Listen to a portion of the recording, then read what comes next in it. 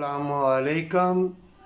اللہ فرمائے گا کہ میرے بندے بندی، اللہ نے دنیا میں تجھے نکاح مومن سے یا مومن لڑکی سے تیرا کیا، اور اللہ نے تجھے وفا اور محبت پیار دیا، اور تو نے بے وفائی کی اپنے خاوند سے، اور دنیا کی دولت اور دنیا کی شہرت کے پیچھے بھاگا، اور پھر بیماری اور ذلت کا لباس دنیا میں بھی تجھے خواری ملی، اور آخر میں بھی اللہ تجھے ذلت کا لباس پہنا کے ہمیشہ کی جہنم کے آگے پھینک دے گا۔